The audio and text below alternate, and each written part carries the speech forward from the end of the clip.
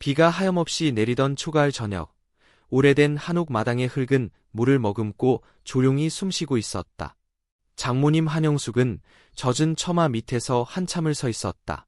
손끝에 남은 국화차 향이 비 냄새와 섞여 오래된 기억을 깨웠다. 오늘은 딸 수진의 기일이었다. 그리고 사이 강주는 약속처럼 정각에 들어섰다. 젖은 우산을 접는 소리가 낯설 만큼 크게 들렸다. 어머님, 늦지 않았습니다. 들어오너라. 신발 젖었겠구나. 강주는 말없이 신발을 가지런히 놓고 제사상 앞에 앉았다. 두 사람 사이에는 오랜 침묵이 있었다. 말하면 서로 다칠 것 같아서 그동안은 되도록 말을 줄여왔다. 마을 사람들은 여전히 속삭였다. 사이가 도시 병원에서 일 떠났지? 장모 혼자 남은 집은 누가 지킨대? 낮은 목소리에 걱정과 호기심이 담장 너머로 흘러들었다. 향을 올리고 난 뒤 한영숙은 천천히 입을 열었다. 수진이가 좋아하던 노란 배, 올해는 달더구나. 내가 깎아줄래? 예. 칼이 배살을 가르는 소리, 접시에 얹히는 소리, 그리고 창문을 두드리는 빗방울. 모든 소리가 선명했다. 강주는 얇게 썰어 올려놓으며 잠시 멈췄다. 어머님, 내일 새벽에 진료소에 좀 들러야 합니다. 산길 아래 마을에 독거 노인분이 계셔서. 알았다다. 내일 하거라. 다만 오늘 밤은 수진 렉이 조금 하자꾸나. 그 한마디가 마음의 문을 조금 열었다. 두 사람은 사진 속의 수진을 보며 웃고 또 잠시 울었다. 저 애는 어린 시절부터 비 오는 날을 참 좋아했지. 한영숙이 말했다. 빗소리 들으면 담담해진다고 하며 창가에 앉았지. 강주는 고개를 끄덕였다.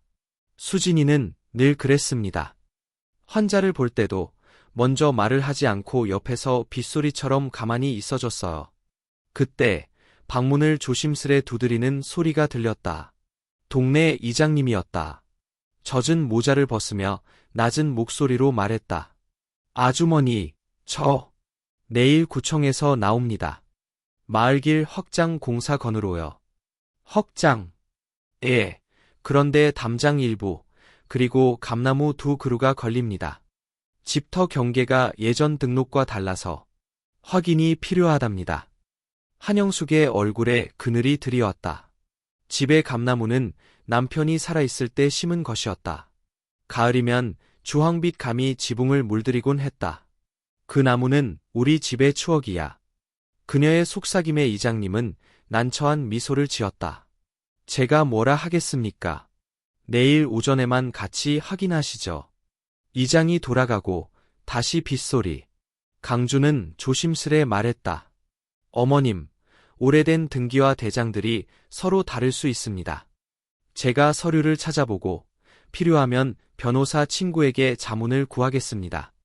내가 바쁜데 가족 일입니다. 가족. 그 단어가 방 안에 오래 머물렀다. 어색하고 따뜻한 온기. 한영숙은 잠시 강준을 바라보다 조용히 고개를 끄덕였다. 그럼 내일 함께 가보자꾸나. 밤이 깊어갈수록 비는 잦아들었다. 불을 낮추고 앉아있던 두 사람에게 마루 끝에서 작은 마찰음이 났다. 오래된 서랍장이 스스로 밀린 듯 삐걱거렸다. 저 소리 또 시작이네. 한영숙이 중얼거렸다. 장롱 안에 아버지 유품을 모아둔 상자가 있어. 손대지 않고 놔둔 지도 오래됐지. 혹시 오늘 열어볼까요? 어머님이 괜찮으시다면. 그래. 오늘은. 장롱 문이 열리고 묵직한 나무 상자가 모습을 드러냈다. 헝동 잠금장치에는 세월의 손때가 베어 있었다. 열쇠는 서랍 구석에서 금방 나왔다. 찰칵. 뚜껑을 열자마자 묵은 종이 냄새와 약한 소립 향이 섞여 나왔다. 상자 맨 위에는 낡은 수첩이 있었고 수첩 아래에는 접힌 서류 봉투가 가지런히 놓여 있었다. 손글씨로 집터 1986이라 적혀 있었다. 두 사람은 마주 앉아 수첩을 펼쳤다. 처음 몇 장은 장터 물건갑, 모심기 날짜 같은 소박한 기록들이었다. 그러다 중간쯤에서 손이 멈췄다. 만약 내게 무슨 일이 생기거든 집터에 대한 내 마음은 이렇게 로 시작하는 남편의 글이었다. 한영숙은 손등으로 눈가를 누르며 조용히 한 줄 한 줄을 더듬었다. 이 사람, 말도 없이 이런 걸 남겼구나. 서류 봉투에서 도면 같은 그림이 나왔다. 잉크가 바랜 경계 표시, 붉은 펜으로 고쳐 그은 선들, 그리고 작은 메모. 동쪽 감나무 두 그루는 담장 바깥으로 보이나 실제 뿌리는 안쪽에서 시작됨. 경계 분쟁 시 증언 요청, 박갑수, 김점래. 오래전 이웃들의 이름이 적혀 있었다. 강주는 휴대폰으로 사진을 찍어 보관했다. 내일 이 자료가 큰 도움이 될 수 있습니다. 당시 증언자 분들이 아직 계시다면 더 좋고요. 박갑수는 작년에 먼저 갔다. 김점래는 요양원에 계시지. 그렇군요. 그래도 기록 자체가 힘이 됩니다. 바로 그때 마당 쪽에서 갑작스런 인기척이 들렸다. 두 사람은 동시에 고개를 들었다. 현관문 너머로 젖은 발자국이 이어졌고 문고리가 한 번, 두 번 흔들렸다. 한영숙은 자리에서 일어나 촛불 가까이 섰다. 이 시간에 누가 조심스레 문을 열자 낯선 청년이 비에 젖은 채 서 있었다. 손에는 낡은 가죽 가방, 어깨엔 바랜 군용 담요가 걸쳐져 있었다. 실례합니다. 혹시 여기 신상철 어르신 댁 맞습니까? 한영숙의 눈이 커졌다. 신상철은 내 남편이네만 오래전에 세상을 떴소. 자네는 누구인가? 청년은 잠시 떨리는 눈빛으로 두 사람을 번갈아 보았다. 저는 신상철 어르신이 90년대에 다녀간 산골 보육원에서 자랐습니다. 이곳에 전하라는 편지를 아주 오래전에 맡아두었는데 이제야 찾아왔습니다. 그는 가방에서 조심스레 봉투 하나를 꺼냈다. 봉투 겉면에는 낯익은 필체로 집이 흔들릴 날 이 편지를 이라고 적혀 있었다. 한영숙의 손이 떨렸다. 강주는 조용히 의자를 끌어 청년에게 내밀었다. 들어와 앉으세요. 사연이 길 것 같군요. 촛불이 흔들렸고 빗소리는 한층 낮아졌다. 봉투가 칼날에 스치며 열렸다. 그 안에는 짧은 편지와 함께 또 다른 접힌 종이가 들어 있었다. 편지에는 이렇게 적혀 있었다. 영수가, 그리고 혹시 이 글을 함께 읽을 우리 식구들아. 담장과 감나무 때문에 마음 상하지 말아라. 진짜 경계는 땅 위에 그어지는 선이 아니라 우리가 지키려는 약속과 사람 사이의 믿음이란다. 그 믿음을 잃지 않으면 집은 흔들려도 가정은 무너지지 않는다. 한영숙은 편지를 가만히 가슴에 눌렀다. 강주는 숨을 고르며 접힌 종이를 펼쳤다. 그것은 과거의 촬영 사진 몇 장과 함께 당시 마을 지도에 손으로 표시한 옛길의 자취였다. 지금은 사라졌지만 그 옛길의 선이 현재 도면의 경계와 달리 이 집 안쪽을 더 넓게 감싸고 있었다. 어머님, 이건 행정 기록보다 더 오래된 실지 증거가 될 수 있습니다. 내일 담당 공무원과 헌장에서 대조해보면 그 순간 촛불이 꺼졌다. 바람이 틈새로 훅 들어온 듯했다. 방 안이 어둠으로 가라앉자 청년이 낮은 목소리로 말했다. 사실 저에겐 한 가지 더 부탁이 있습니다. 어르신께서 제게 친부모를 찾으라 하셨습니다. 그 단서가 이 집에도 있을지 모른다고. 어둠 속에서 세 사람의 숨소리가 겹쳤다. 비는 어느새 그쳤고 처마 끝에서 물방울이 마지막 울음을 떨구고 있었다. 한영숙은 침착하게 성냥을 켰다. 작은 불꽃이 방 안의 얼굴들을 다시 밝혀냈다. 그녀는 천천히 고개를 끄덕였다. 그래. 내일 감나무와 담장 먼저 지키고 그 다음에 내 부모의 실마리를 함께 찾아보자꾸나. 촛불에 비친 사진 속 수진의 미소가 한결 또렷해 보였다. 마치 잘하고 있어요라고 말하는 듯했다. 그리고 그 순간 강준의 휴대폰이 짧게 울렸다. 구청 담당자의 메시지였다. 내일 일정 앞당깁니다. 오전 8시 현장 확인. 그는 화면을 보여주며 말했다. 어머님, 우리가 서둘러야겠습니다. 새벽이 머지않았다. 빗방울 대신 먼 동쪽 하늘이 조금씩 밝아졌다. 세 사람은 상자를 조심스레 다시 정리했다. 문지방을 넘기 직전 한영숙이 뒤돌아보며 속삭였다. 이 집은 오랜 세월 비바람을 맞아도 버텼다. 내일도 버텨야 한다. 그리고 누구도 예상하지 못한 일이 다음 날 아침에 일어났다. 공무원과 측량원이 담장 이치를 재는 순간 마을 해관 쪽에서 급히 달려온 한 남자가 소리쳤다. 잠깐! 그 감나무는 내 아버지가 심었다고 들었다. 그는 헝클어진 머리와 급한 숨을 몰아쉬며 두 손을 흔들었다. 그의 얼굴은 낯설지 않았다. 어제 밤 찾아온 청년의 눈빛과 어딘가 닮아 있었다. 강준과 한영숙, 그리고 청년은 동시에 고개를 들었다. 담장, 감나무, 그리고 오래된 편지. 모든 것이 하나의 선으로 이어지려는 순간 측량원의 줄자 끝이 감나무 뿌리 위에서 멈춰섰다. 그리고 그 줄자는 옛길의 흔적을 따라 아주 미세하게 방향을 틀고 있었다. 다음 한 걸음이 이 집의 운명을 갈라놓을 것이었다. 새벽의 공기는 싸늘했지만 마당의 감나무 아래에서는 묘한 긴장감이 피어올랐다. 줄자를 들고 선 측량원은 이마에 땀을 닦으며 고개를 갸웃했다. 이상하네요. 기록상 경계선은 이쪽인데 실제 기준점이 어긋났습니다. 공무원은 도면을 뒤적이며 말했다. 아마 옛 도로가 사라지면서 좌표가 바뀐 걸 겁니다. 하지만 공식적으로는 행정자료가 우선이죠. 그 말을 듣자마자 한영숙의 얼굴이 굳었다. 우리 남편이 남긴 지도에 그 옛길이 있소. 당신네 도면이 틀린 게야. 강준이 재빨리 끼어들었다. 잠깐만요. 이 자료는 80년대의 실측 기록입니다. 서류상 등록만 믿고 밀어붙이면 마을 유산이 사라질 수도 있습니다. 잠시만 검토 시간을 주세요. 그러나 공무원은 시계를 흘깃 보며 냉정하게 말했다. 이 일은 오늘 안에 결론을 내야 합니다. 더 늦으면 공사 일정이 밀립니다. 그 순간 어제 찾아왔던 청년이 앞으로 나섰다. 잠깐만요. 제가 가진 자료도 좀 봐주세요.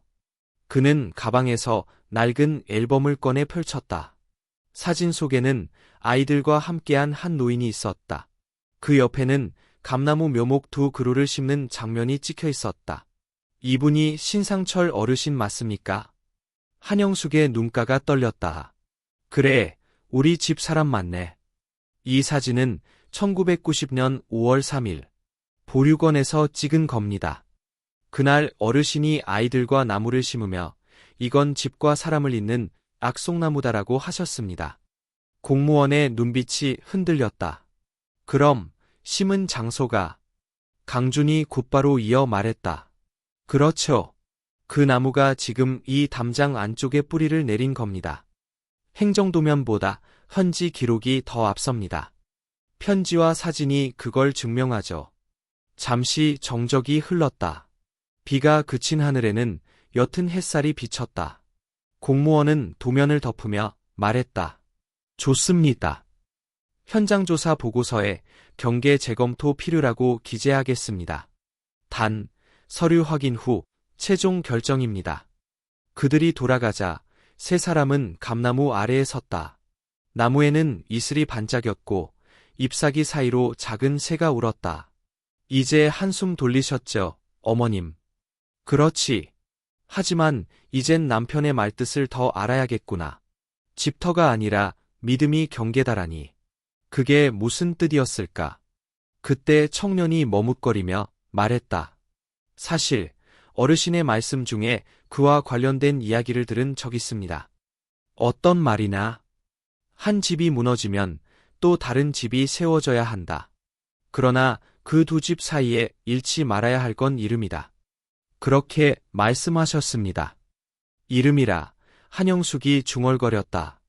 혹시 내 부모의 이름을 찾는 일과도 관련이 있을까? 그럴지도 모르겠습니다. 어르신은 제게 내가 언젠가 돌아가지 못한 이름을 대신 찾아달라고 하셨어요. 그 말에 강주는 얼굴을 굳혔다. 돌아가지 못한 이름이라니. 어머님, 혹시 남편께서 예전에 입양 문제로 마음 쓰셨던 적이 있었습니까? 있었다. 70년대에 마을에 버려진 아이 하나가 있었지. 이름도 몰라서 그냥 진수라 불렀다. 우리 집에서 며칠 돌보다 보육원으로 보냈다. 그런데 그녀는 청년을 바라보며 말을 잇지 못했다. 혹시 내 이름이 진수나? 청년은 놀란 눈으로 고개를 들었다. 예, 맞습니다. 그런데 그건 제 보육원 기록 이름인데 누가 지어줬는지는 모릅니다. 세 사람의 시선이 엇갈렸다. 마당 위의 공기가 무겁게 흔들렸다. 감나무 잎이 스치는 소리가 바람 속에서 울렸다. 그럼 어르신이 나를, 청년은 말을 멈추고 숨을 삼켰다. 한영숙은 조용히 그의 손을 잡았다. 그 아이를 잊지 못했나 보다. 그래서 내게 편지를 맡긴 거야. 이젠 우리도 그 마음을 이어야지. 그날 밤, 세 사람은 다시 상자를 열었다.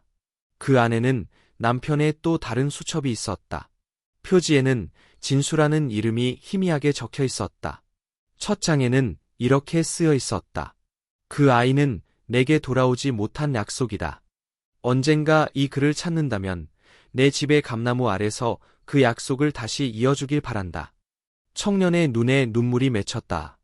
이렇게까지 생각하셨다니. 강준이 조용히 말했다. 그러니까 당신은 이 집의 일부였던 겁니다. 혈연이 아니라 마음으로 이어진 가족. 한영숙이 덧붙였다. 그럼 우리 내일부터 진짜 가족으로 다시 시작하자. 수진이도 하늘에서 보고 있을 테니. 새벽녘 감나무 아래에서 세 사람은 함께 차를 마셨다. 차향이 바람에 섞여 돌담 너머로 흘러갔다. 마을의 새벽이 그렇게 시작되었다. 하지만 평화는 오래가지 않았다. 이튿날 아침, 마을 게시판에 붙은 한 장의 공고문이 세 사람을 놀라게 했다. 집터 분쟁, 경계 불인정, 철거 예고. 한영숙의 손에서 종이가 흘러내렸다. 이게 무슨 일이야? 강준이 급히 휴대폰을 확인했다. 발신자는 구청이 아닌 건설업체 대표였다. 어머님, 이건 행정 절차를 무시하고 업체가 먼저 밀어붙이는 겁니다. 누군가 의도적으로. 그의 말이 끝나기도 전에 마당 저편에서 엔진 소리가 들려왔다. 굴착기 한 대가 천천히 골목 끝에 멈췄다. 감나무 잎이 흔들렸고 흙냄새가 진하게 퍼졌다. 한영숙은 담장을 바라보며 속삭였다. 이 나무를 건드리는 순간 그 사람들의 양심이 무너질 거다. 그러나 그 순간 굴착기 기사 뒤에서 한 남자가 나타났다. 그 얼굴은 어제 아침 소리를 질렀던 감나무가 자기 아버지의 것이라 주장한 사내였다. 그는 서류 한 장을 높이 들고 외쳤다. 이건 우리 집 등본입니다. 감나무는 우리 소유라 되어 있습니다. 청년이 놀란 표정으로 그를 바라봤다. 형. 그의 목소리가 떨렸다. 뭐라고? 저 형이라고요. 보육원에서 같이 자란 형이에요. 설마 여기까지. 사내의 눈빛이 복잡하게 흔들렸다. 진수, 내가 얘 여기에. 난 아버지의 부탁을 전하러 왔어. 감나무는 우리 가족 모두의 약속이라고. 그건 거짓말이야. 난 이 집에서 쫓겨난 사람의 아들이야. 바람이 세차게 불며 낡은 담장 위에 이끼가 떨어졌다. 강주는 두 사람 사이에 서서 외쳤다. 이제 싸우지 마세요. 지금 중요한 건 나무가 아니라 그 나무가 지켜온 사람들의 마음입니다. 그러나 굴착기 엔진이 다시 울리며 앞으로 조금씩 움직였다. 한영숙이 외쳤다. 멈춰라. 그 자리 밑엔. 모두의 시선이 감나무 뿌리 쪽으로 향했다. 흙 사이로 무언가 반짝였다. 빛을 받은 금속 조각이었다. 굴착기가 멈췄고 강준이 급히 달려가 손으로 흙을 파냈다. 그 속에서 드러난 것은 낡은 철제 상자 하나였다. 녹슨 자물쇠가 달린 그 상자에는 희미한 글씨가 새겨져 있었다. 가족. 세 사람은 숨을 죽였다. 상자는 조용히, 그러나 분명히 그 자리에 묻혀 있었다. 다음 순간, 하늘에서 구름이 갈라지며 햇살 한 줄이 감나무를 비추었다. 그 상자 안에는 진실이 있었다. 그리고 그것은 세 사람의 운명을 완전히 바꾸게 될 것이었다.